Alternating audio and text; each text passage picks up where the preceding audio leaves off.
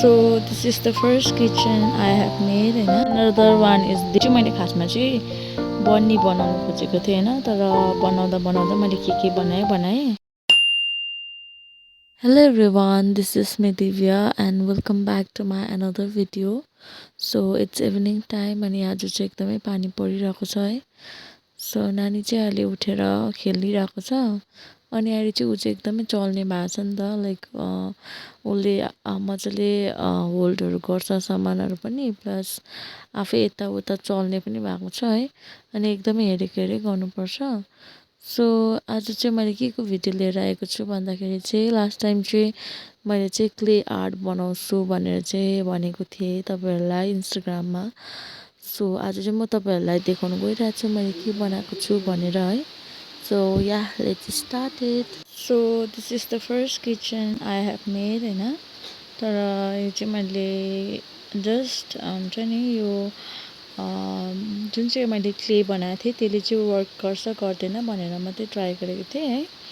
And यहाँ यसको result चाहिँ यस्तो आएको छ. यो सँगसँगै मैले अर्को पनि बनाएको थिएँ जुन चाहिँ त्यो चाहिँ मैले नानीलाई खेलाउनु दिएको थिएँ कहाँ पुऱ्यायो है.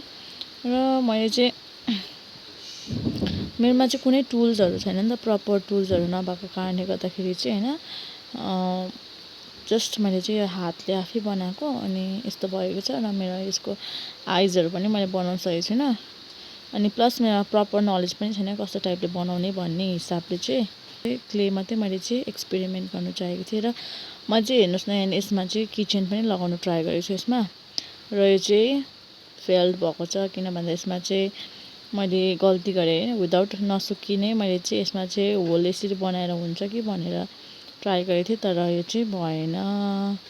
यसमा चाहिँ चिसोले गर्दाखेरि यो हुन्छ नि खिया पर्यो.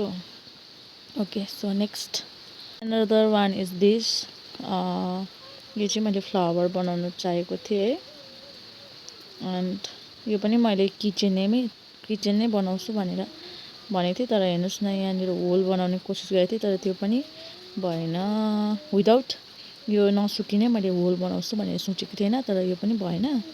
Please ignore my nails. Okay तर यो इनरमा चाहिँ यो जुन चाहिँ मैले चाहिँ सेकेन्ड टाइम बनाएको यसमा चाहिँ अरू अझै 3टा छ जुन चाहिँ यसको जुन चाहिँ क्ले नै मैले फेरि ट्राई गर्छु भनेर सोचेको थिएँ नि त. फेरि एकपल्ट ट्राई गरौँ न कस्तो हुँदो रहेछ त्यही एक्सपेरिमेन्ट फेरि गरौँ भनेर चाहिँ मैले चाहिँ यो बनाएको छु हैन 3टा यो सँगसँगै 3टा अरू पनि छ. अन्त यो चाहिँ फर्स्ट हो र यो चाहिँ हेर्नुहोस् पछाडि यस्तो भएको छ. यसको रिजन पनि भन्छु ल यो किन यस्तो भयो भन्दाखेरि चाहिँ म यसको रिजन पनि भन्छु. ओके नेक्स्ट रेड गर्नु होला कस्तो भएको छ यो.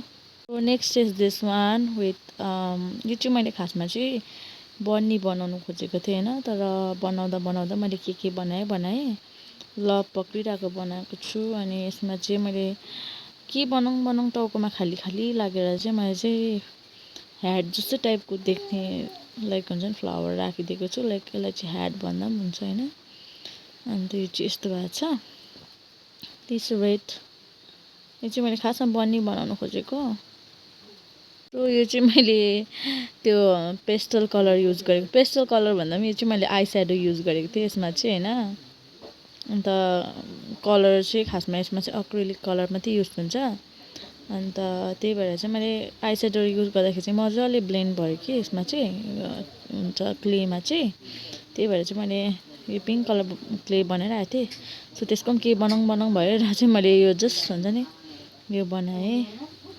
लास्ट यो चाहिँ मैले फ्रगी बनाउनु खोजेको हैन यसमा हात पक्रिरहेको छ फ्रगीले तर फ्रगी हो कि के जाति भएछ अनि यसको आँखा बनाएको यो चाहिँ because I don't have tools हैन त्यही कारणले गर्दाखेरि चाहिँ सबै फेल्ड भन्दाखेरि जस्ट मैले क्लेलाई एक्सपेरिमेन्ट मात्रै गरेको अहिलेको टाइममा चाहिँ प्लिज डोन्ट जज है.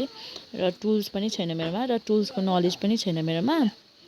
सो यही हो मेरो चाहिँ टुल्सको नलेज पनि छैन. नेक्स्ट टाइम अझै राम्रोसँगले बनाएर ल्याउने छु है. र यो यस्तो पछाडि सबै यस्तो भएको छ यो चाहिँ के को कारणले गर्दा भन्दाखेरि चाहिँ एकपल्ट चाहिँ मैले चाहिँ मजाले ड्राई हुनुको लागि चाहिँ घाममा सुकाएको थिएँ. सुकाउँदाखेरि चाहिँ बाहिर राखेको थिएँ हावामा राख्दाखेरि चाहिँ पानी परेछ. अहिले सिजन हेर्नुहोस् न यस्तै भइरहेको छ त्यही भएर चाहिँ घाममा राखेको थिएँ अनि लास्टमा चाहिँ सबै टालिएर यस्तो भएछ हैन. तर मैले जस्तो तसो गरेर यसलाई उक्काउने कोसिस गरेँ र यो मजाले उक्क्यो पनि र चाहिँ यस्तो भएको छ। बेबी चाहिँ सुतिरहेको छ अहिले चाहिँ। सो अहिले चाहिँ रात पनि पर्यो है, अनि समथिङ 8 बज्यो। अन्त अब चाहिँ हामी खानाहरू खान आँटेको। अनि सो हेर्नु नि भाइको डाइपर। सो प्लिज इग्नोर है तपाईँले। यो चाहिँ नाइटको भ्यू हाम्रो घरको, हेर्नुहोस् सबैजना खाना खाएर बसिरहेछ। So yeah, thank you so much for watching my video. Bye bye. Let's meet up in next video, okay?